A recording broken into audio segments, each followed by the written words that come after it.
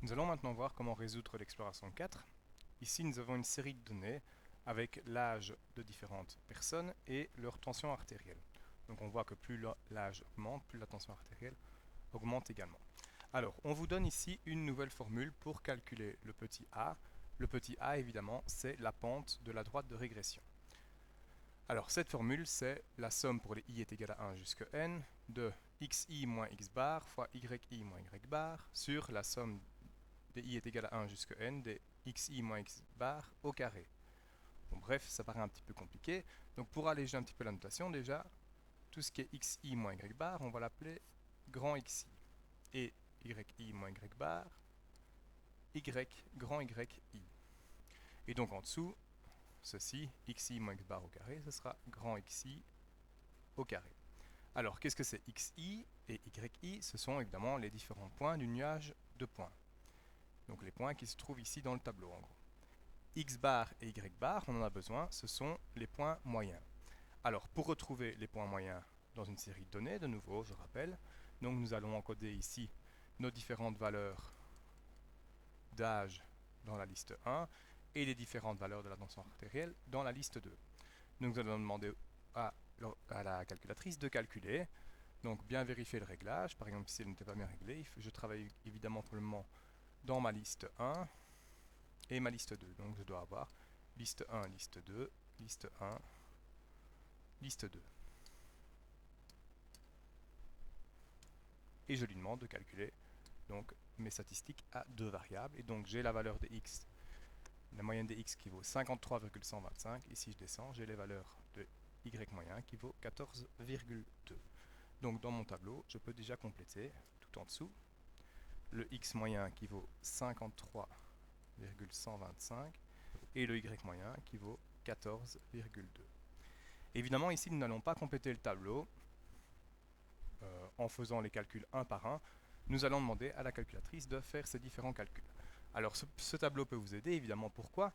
Eh bien, si on regarde la formule ici, il me faut les grands xi. Les grands xi, c'est xi moins x bar. Donc, je fais une colonne xi moins x bar. Je fais une colonne, il faut également les grands yi. Je fais une colonne yi moins y bar. Et je fais une colonne grand xi fois grand yi, qui est ici en fait. Grand xi fois grand yi. Et je vais en faire la somme. Donc à la fin, je voudrais faire la somme des grands xi, yi. Et donc j'aurai ainsi le numérateur. Pour avoir le dénominateur, eh bien, il me faut les grands xi au carré. Et donc je ferai la somme des grands xi au carré. Pour le moment, la somme des grands yi au carré, on ne va pas vraiment l'utiliser, donc je ne vais pas trop en parler ici. Alors, une fois que j'ai encodé dans ma calculatrice, je reviens et voici ma série de données. Alors, dans ma liste 3, eh bien, je vais mettre la troisième colonne de mon tableau, c'est-à-dire les grands xi. Donc je vais mettre que je mets les grands xi ici. Ces grands xi, je sais que c'est les valeurs de x du nuage de points moins la valeur moyenne de x, c'est-à-dire ce qui se trouve dans la liste 1 moins 53,125. Donc ce qui se trouve dans la liste 1, je mets de nouveau sur liste 3 pour appliquer ça à toute la colonne, moins le x moyen, donc le xi c'est ce qu'il y a dans la liste 1, moins le x moyen, c'est-à-dire 53,125. J'appuie sur Enter et donc j'ai comme ça la somme des... j'ai, pardon, la valeur de grand xi, c'est-à-dire x du nuage de points, moins le x moyen. Je vais faire pareil pour la liste 4, mais cette fois-ci, ce sera les grands yi. Donc cette fois-ci, ce ne sera pas la liste 1, mais la liste 2,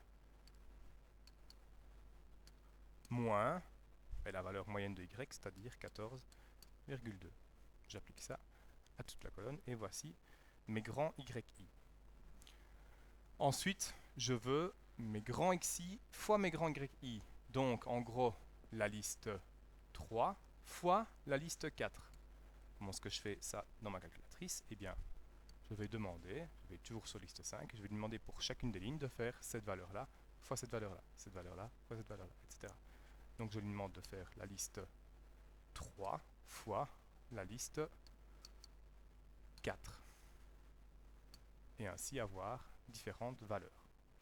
Ce que je veux dans ma formule ici de base, c'est la somme des grands xi fois les grands yi, c'est-à-dire la somme de toute cette colonne-là, c'est-à-dire dans mon tableur, la somme de toute la liste 5. Eh bien, on a vu précédemment comment faire la somme d'une liste. J'appuie sur option, option de liste, je vais voir à somme, somme, donc je veux la somme de toute la liste 5. Et donc j'obtiens ainsi 82,3. Donc la somme de toute cette colonne-ci, c'est 82,3. Donc, pour ma pente, ici, j'ai déjà la somme des grands xi fois des grands y fois les grands yi, c'est-à-dire 82,3. Il me faut encore le dénominateur. Le dénominateur, c'est la somme des grands xi au carré. Eh bien, je vais faire les grands xi au carré, c'est-à-dire demander de reprendre toutes les valeurs de grand xi, c'est-à-dire les valeurs qui se trouvent dans la liste 3, et de les faire au carré. Donc je vais dans la liste 7, lui demander, en gros, de faire la liste 3, c'est-à-dire tous les grands xi, le tout au carré. Et il me fait ça pour toutes les différentes valeurs. Mais moi, ce que je veux de nouveau dans ma formule, c'est la somme. Donc je vais dans la liste 8, lui demander de faire option de liste, somme, somme cette fois de la liste, oula, un petit peu vite, hop, somme de la liste 7. Et donc j'obtiens 762,87. Donc la somme de la liste 2 ici, c'est 762,87. Et donc c'est la somme des grands xi carrés, c'est-à-dire c'est mon dénominateur. Et donc je peux calculer ma pente. Ma pente c'est 82,3 sur 762,87. Et cette pente vaut 0,108. J'ai donc ainsi, grâce à la calculatrice, retrouvé la pente de la droite de régression. Mais ensuite, on vous demande de déterminer l'équation de la droite de régression. Ben, je sais que ma droite de régression, c'est quelque chose du style y est égal à x plus b. Alors, j'ai déjà ma pente. Il me manque mon ordonnée à l'origine. Je sais également que quand j'ai un point moyen G, ce point moyen, il appartient à cette droite. Et donc, c'est pareil de dire que le y et le x peuvent être, en fait, la valeur du point moyen. Et donc, ainsi, mes seuls inconnus, puisque je connais mon point moyen, il vaut 53,125 et 14,2. Donc, je peux remplacer dans mon équation, en isolant b, ce sera donc y moyen moins a fois x moyen, et donc j'obtiens y, c'est-à-dire 14,2 moins 0,108 fois 53,125. Et donc j'obtiens une ordonnée à l'origine qui vaut 8,4625. J'aurai donc une équation de droite de régression qui vaut y est égal à 0,108 x plus 8,4625. Ça, c'est l'équation de ma droite de régression. Et donc, cette droite de régression, on peut l'utiliser pour estimer, par exemple, l'âge d'une femme de 50 ou de 70 ans, en remplaçant simplement la valeur de x par 50 ou par 70, ça fait 0,108. Donc, ça, c'est pour une femme de 50 ans.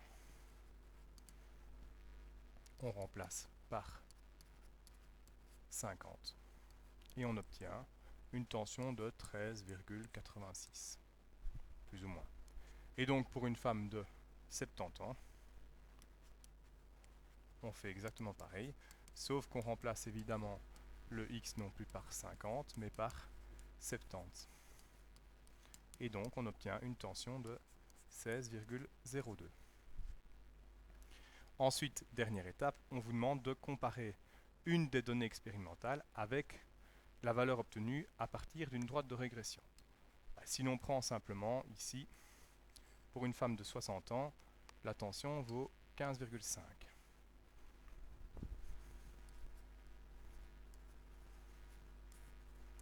Ça, c'est ce que l'on a expérimentalement. Maintenant, si l'on utilise la droite de régression, on aurait y est égal à 0,108 fois 60 plus 8,4625, ce qui nous fait 14,9425 pour la tension. Et donc, si l'on regarde la différence entre les deux, eh bien, on obtiendrait 0,5525. Nous voyons que la différence entre la droite de régression et les données expérimentales, évidemment, ne sont pas très élevées.